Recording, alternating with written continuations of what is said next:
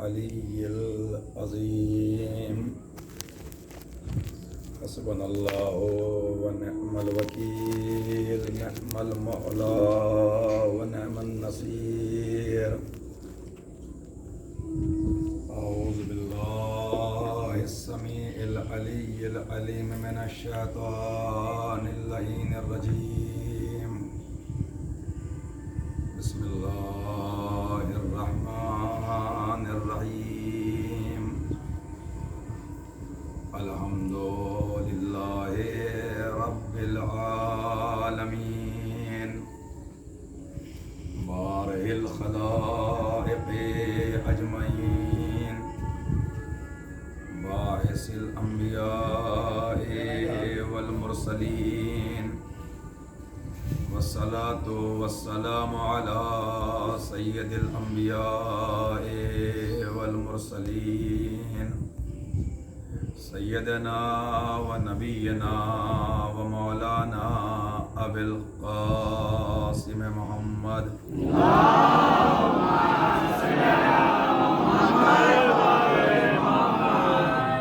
وأهل بيته الطيبين الطاهرين المظلومين المعصومين المنتخبين المنتجبين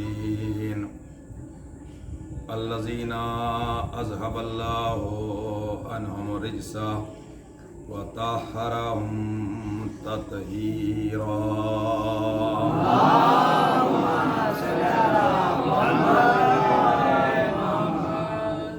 واللعنة الدائمة الباقية على أعدائهم وقاتليهم وغاصب حقوقهم ومنكر فضائلهم ومصائبهم وولايتهم وسخاوتهم وشجاعتهم أجمعين أما بعد فقد قال الله تعالى وتبارك عز اسمه في محكم كتابه المبين ومتقن خطابه المتين وهو أصدق القائلين وقوله الحق بسم الله الرحمن الرحيم الذي خلق الموت والحياة ليبلوكم أيكم أحسن عملا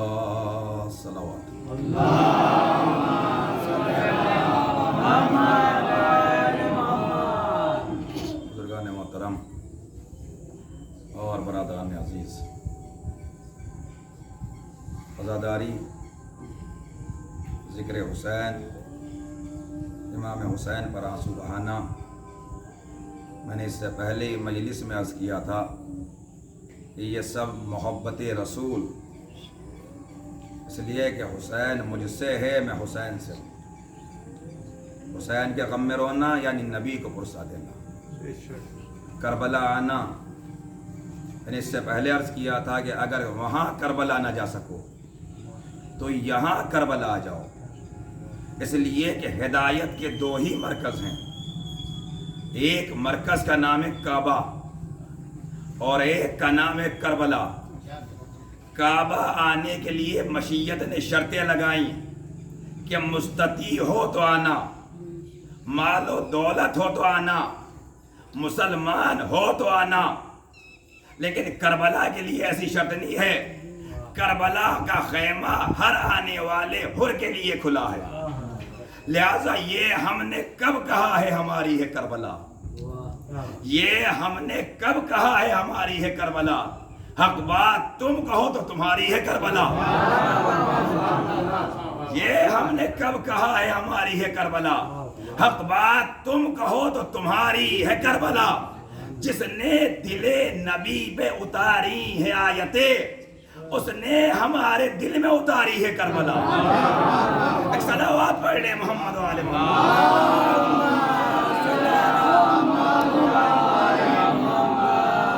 اور جب کربلا آؤ تو نیت پاک ہونی چاہیے، وہ نیتوں کو دیکھتا ہے، اس کے یہاں یہ نہیں ہے تم نے کتنا کیا، وہ یہ دیکھتا ہے تم نے کیسا کیا۔ الذی خلق الموت والحیات، اس نے موت اور حیات کو اسی لیے پیدا کیا، لیبلوکم ایکم احسن عملا، تاکہ وہ تمہارا امتحان لے کہ دیکھے تم میں سب سے اچھا عمل کرنے والا کون ہے، اور حسین کے نام پر سب سے اچھا عمل کیا جائے۔ سب سے اچھا عمل ہوتا ہے خلوص کے ساتھ۔ اگر انسان کے عمل میں اخلاص ہے، یعنی انسان کا عمل خالص ہے، انسان دکھاوا نہیں کر رہا ہے، تو اللہ کی بارگاہ میں قبول ہو جاتا ہے۔ مگر مشکل یہ ہے کہ ہر انسان اپنے عمل کو خالص عمل کہتا ہے، اپنے عمل کو خلوص کا عمل کہتا ہے۔ واقعی جتنے ہیں، فرض کریں ایک دن میں نے یہاں مجلس پڑھی تو بہت سارا مجمع ہو گیا، بعد میں لوگوں نے کہا مولانا بہت مجمع ہو گیا، میں نے کہا جہاں ہم پڑھتے ہیں وہاں مجمع ہو ہی جاتا ہے، مثال دے رہا ہوں، حقیقت نہیں ہے۔ میں نے کہا مجمع ہو ہی جاتا ہے۔ اتفاق یہ ہوا 2-4 دن چھوڑ کے پھر ایک مجلس رکھی گئی۔ اب جو مجلس رکھی گئی تو اسی وقت ایک مجلس اور ہو رہی تھی گاؤں میں۔ اب مجمع ڈیوائیڈ ہو گیا، اب مجمع بٹ گیا، کچھ لوگ وہاں چلے گئے، کچھ یہاں آ گئے۔ آج لوگوں نے کہا آج مجمع مولانا کم رہا۔ میں نے کہا جو اللہ کے لیے پڑھتا ہے مجمع کی پرواہ نہیں کرتا ہے، یعنی دونوں طریقے سے اپنے ہی عمل کو خالص، ہر انسان اپنے عمل کو خلوص کا عمل کہتا ہے۔ لیکن آج کے ماحول میں، جس ماحول میں زہر خالص نہ مل سکتا ہو، جب زہر خالص نہ مل رہا ہو تو عمل خالص کیسے مل جائے گا؟ دلیل دے دوں، زہر خالص اس لیے نہیں مل رہا ہے، آئے دن انسان کھاتا بھی ہے اور بچ بھی جاتا ہے۔ ایک صلوات پڑھ لیں محمد والے محمد۔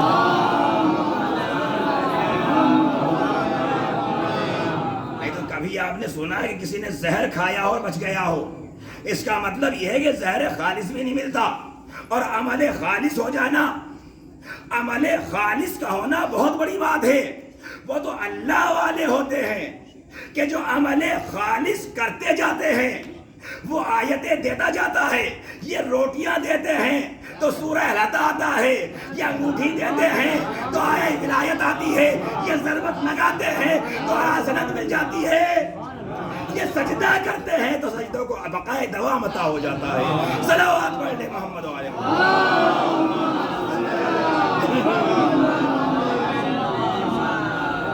شہید دستغیب شیرازی نے لکھا ہے کہ خلوص اس دولت کا نام ہے کہ جو ہمیشہ مارکیٹ میں کمیاب رہا اور ڈیمانڈ ہمیشہ زیادہ رہی، اس لیے کہ اللہ اسی عمل کو قبول کرتا ہے جو خالص عمل ہوتا ہے۔ نگاہ قدرت میں وہی عمل قبول ہوتا ہے جو خالص ہو۔ اچھا عمل خالص کیا ہوتا ہے؟ جس میں کوئی نام و نمود نہ ہو۔ جناب بہلول دانا میں بچوں کے حوالے کر رہا ہوں تاکہ سمجھ لیں کہ خلوص کیا ہے، تاکہ ایسا نہ ہو کہ اس خلوص ہی کا جلوس نکل جائے۔ جب تک سمجھ میں نہیں آئے گا میں بچوں کے حوالے مثال کر دوں۔ جناب بہلول دانا گزر رہے ہیں ایک راستے سے، دیکھا کہ لوگ مسجد بنا رہے ہیں۔ بھائی نیک کام ہے نا مسجد بنانا، اللہ کا گھر بنا رہے ہیں، یہ بتائیے مسجد سے افضل اس زمین پر کون سا کام ہوگا؟ اس لیے کہ جو اللہ کا گھر۔ جناب بہلول دانا نے پوچھا کیا کر رہے ہو؟ کہنے اللہ گھر بنا رہے ہیں۔ کہ کون بنا رہا، کس کا ہے؟ کہ بہلول یہ بھی پوچھنے کی بات ہے، ہم سب بنا رہے ہیں، اللہ کا گھر بنا رہے ہیں۔ سب بنا رہے تھے، جناب بہلول دانا گزر گئے، چلے گئے۔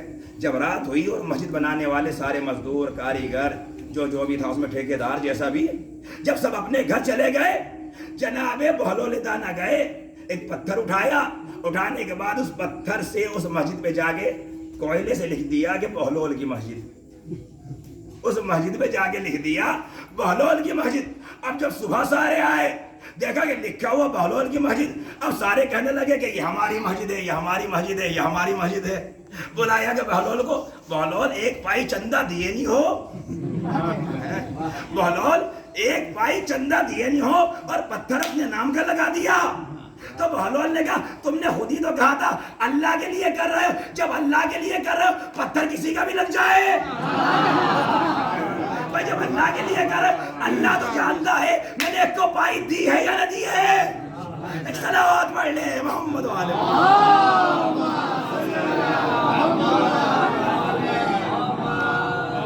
بھائی اللہ تو جانتا ہے، اس کا مطلب یہ سارا خلوص سامنے آ گیا۔ دیکھیے مسجد جیسے اس میں بھی، اور اللہ کو عمل خالص قبول ہے۔ اللہ اس عمل کو قبول کرتا ہے جو عمل خالص ہو۔ یہاں تک کہ ہے حدیث میں ہے من اخلص للہ 40 یومن، کہ جو 40 دن تک اللہ کے لیے اپنے اعمال کو انجام دے تو پھر اللہ اس کی آنکھوں کو اپنی آنکھیں بنا دیتا ہے، اس کے کان کو اپنے کان بنا دیتا ہے، اس کے ہاتھوں کو اپنے ہاتھ بنا دیتا ہے۔ اگر کوئی 40 دن اپنے کام کو اللہ کے لیے خالص کرے تو اس کی آنکھیں اللہ کی آنکھیں، اس کے کان اللہ کے کان، اس کے ہاتھ اللہ کے ہاتھ، اور وہ علی جس نے اپنی پوری زندگی اللہ کی راہ میں گزاری ہو، وہ علی جس نے اپنی پوری زندگی اللہ کی راہ میں گزاری ہو، تو علی کے ہاتھ ید اللہ ہوں گے، آنکھیں عین اللہ ہوں گی، کان حسن اللہ ہوں گے، نفس وجود نفس اللہ ہوگا۔ ایک صلوات پڑھ لیں محمد و آل محمد۔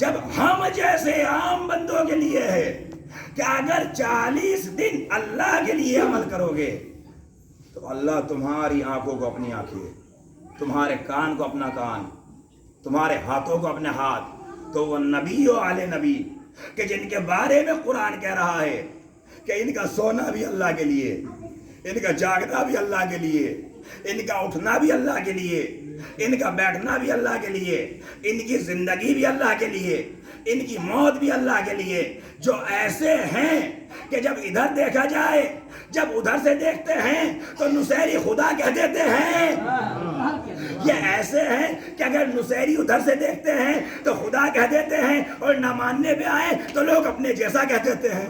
ایک صلوات پڑھ لیں محمد و آل محمد۔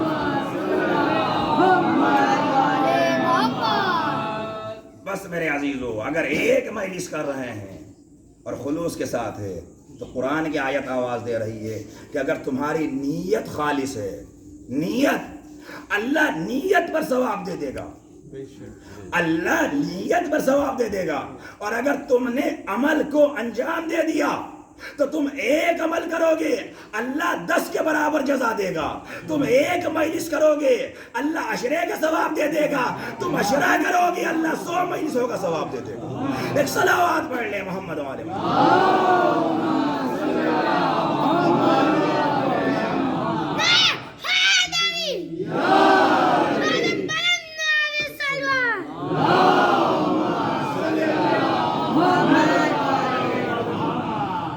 نبی و آل نبی کسی کا رکھتے نہیں ہیں، یہ عطا کرتے ہیں، اس دنیا میں بھی دیتے ہیں اور آخرت میں بھی دیتے ہیں۔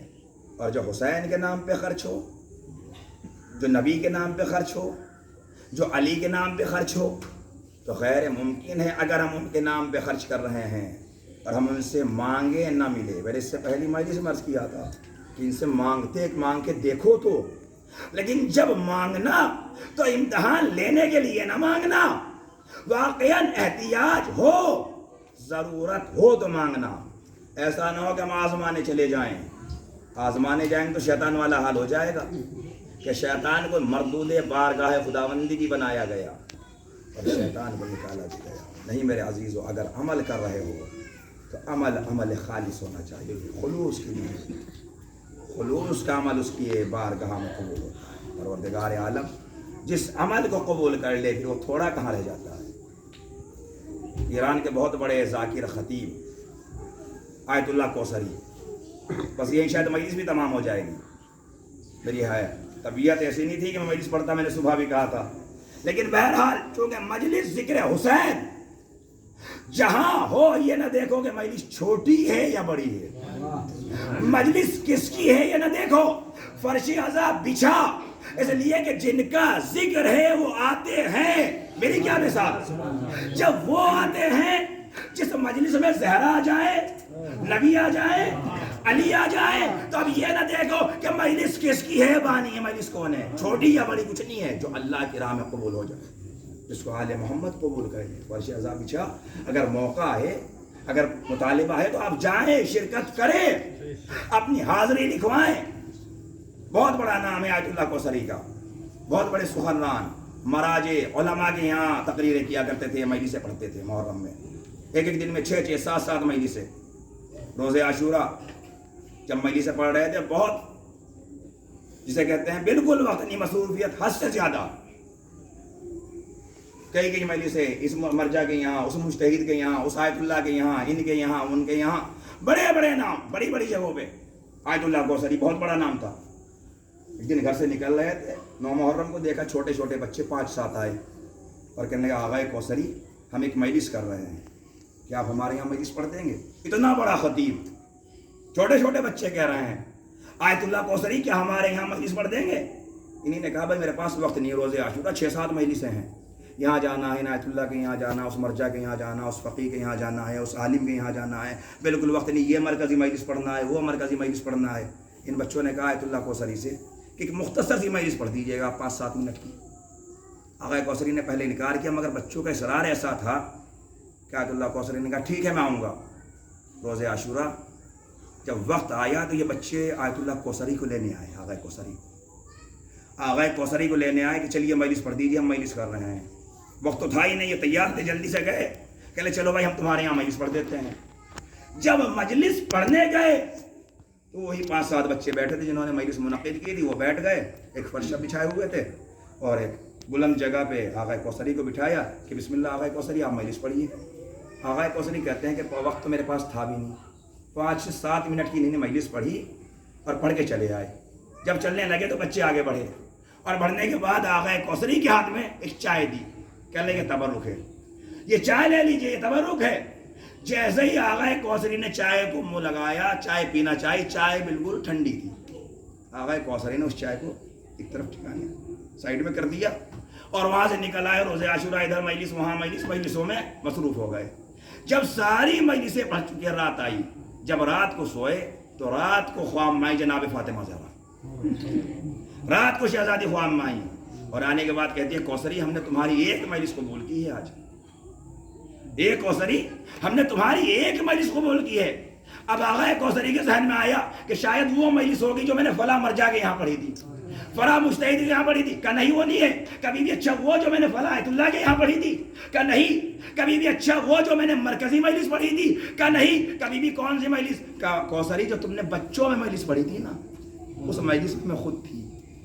एक कौसरी मैंने वो मजलिस कबूल की है जो तुमने बच्चों में पढ़ी थी, और एक कौसरी मुझे तुमसे शिकायत है, कभी भी बताइए क्या गलती हो गई, मैंने क्या गलत पढ़ दिया? क्या कौसरी तुमने गलत कुछ नहीं पढ़ा है, तुमने गलत कुछ नहीं पढ़ा है। वो बच्चे जो चाय लेके आए थे, जिसको तुमने ये कह के छोड़ दिया था कि ठंडी है, एक कौसरी ये चाय मैंने अपने हाथ से बनाई थी। अल्लाह अकबर, हो गई मजलिस, पहचाना खुलूस बच्चों का। एक कौसरी मैंने अपने हाथ से बनाई थी। अजीजों किसी भी मजलिस में जाए, हुसैन की माँ जाती है, और कहीं जाए या ना जाए करबला जरूर आती है, करबला जरूर आती है। हुसैन की माँ, ईरान के बहुत बड़े खतीब आए मुल्ला अब्बास चाऊश, बहुत बड़े सुखनदान, नोहे खान, मजमे में नोहा खान नजर आती हैं, मातम करने वाले भी हैं। ये करबला जब जाते थे तो बहुत अच्छे नोहे। एक साल काफिला जा रहा था करबला, कुछ लोग आए, कहने लगे मुल्ला अब्बास करबला चलोगे? देखिए करबला में मजलिसें पढ़ने का सवाब, मैं आपसे कह रहा था ना कि अगर वहां ना जा सको तो यहाँ जाओ, चाहे सुनना हो या पढ़ना हो। मुल्ला अब्बास करबला चलोगे? हमारा कारवान करबला जा रहा है। मुल्ला अब्बास ने कहा करबला जाना तो चाहता हूँ मगर जेब इजाजत नहीं देती। कहा मुल्ला अब्बास पैसे की परवाह ना करो, हम तुम्हें लेके जाएंगे, हम करबला लेके जाएंगे। जब मुल्ला अब्बास के ले जाने की तमाम गारंटी कारवान वालों ने ले ली, मुल्ला अब्बास तैयार हो गए। उस जमाने में मंजिलों में सफर होता था, इस मंजिल। मुल्ला अब्बास कहते हैं जब हम करबला से करीब हुए तो जुमेरात का दिन था। मुल्ला अब्बास ने चाहा कि शब जुमा हुसैन के हरम में गुजारें। कहते हम बहुत थक गए थे, हरम दूर था, लेकिन मुल्ला अब्बास ने ऐसा नोहा पढ़ा कि जज्बाए विला ऐसी पैदा कर दी कि सब करबला आ गए। जब करबला आए तो अब मुल्ला अब्बास कहते हैं कि देखो हम होटल में नहीं जाएंगे, पहले एक सलाम हुसैन इब्न अली को करेंगे जाके, पहले मौला के रोजे में जाएंगे, मौला के हरम में जाएंगे। मुल्ला अब्बास काफिले वालों को करबला ले गए आए। آنے کے بعد جب ماتم ہونے لگا تو فرمائشیں ہونے لگی، ملا عباس یہ نوحہ پڑھ دو، کوئی کہہ رہا یہ نوحہ پڑھ دو، کوئی کہہ رہا یہ نوحہ پڑھ دو۔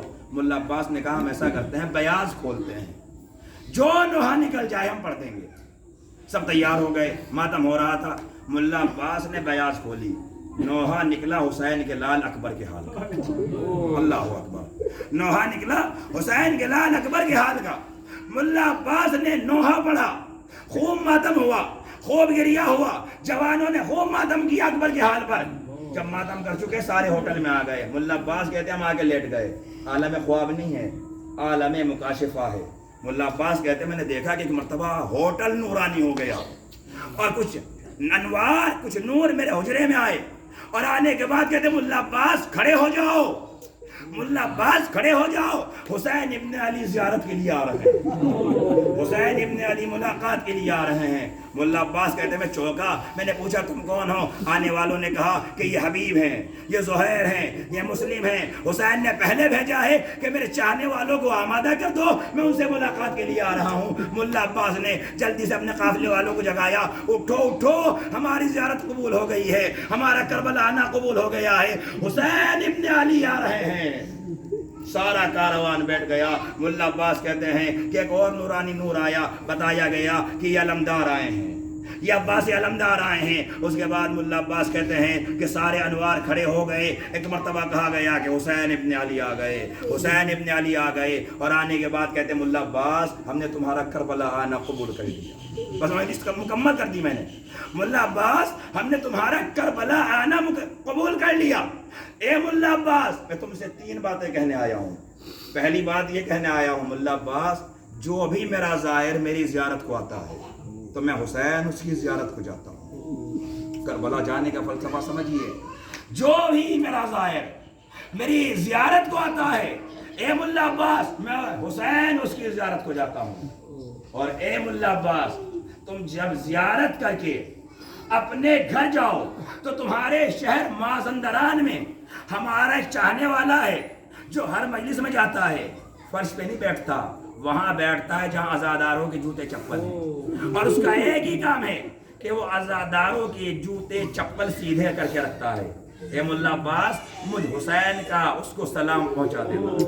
اللہ ملا عباس مجھ حسین کا اس کو سلام پہنچا دینا۔ اور اے ملا عباس تیسری بات یہ کہنا آیا ہوں کہ اگلی مرتبہ جب کربلا آؤ، اگر شب جمعہ ہو تو میرے حرم میں زری کے نزدیک میرے لال اکبر کے مصائب نہ پڑھنا۔ جمعرات کی رات میری ماں حرم میں ہوتی ہے۔ اے ملا عباس جب سے تم نے اکبر کے حال کا نوحہ پڑھا ہے، میری ماں فاطمہ غشی عالم میں ہے۔